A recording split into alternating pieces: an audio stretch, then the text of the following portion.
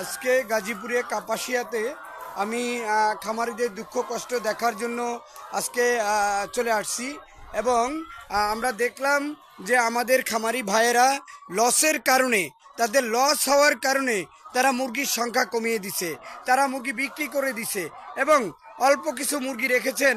যদি তারা সরকার আমাদের দাবিগুলো মেনে না নেয় তাহলে আসলে এই মুরগিগুলো তারা বিক্রি করে দিবেন।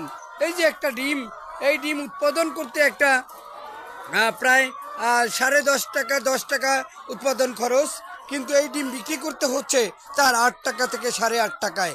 এভাবে লস গুনতে তারা রাজি না।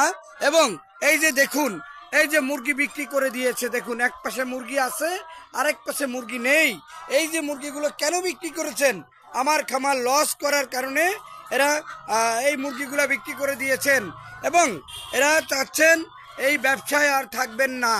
যদি সরকার এই ন্যায্য মূল্য নিশ্চিত করতে না পারে, যদি সরকার এই ডিমের দাম যৌক্তিক পর্যায়ে খামারিদের না দিতে পারে, যদি সরকার এই প্রান্তিক খামারিদের ফিট ও মুরগির বাচ্চার দামের যে সিন্ডিকেট এটাকে বন্ধ করতে না পারে, তাহলে আসলে এই খামারিরা আর খামার করবে না।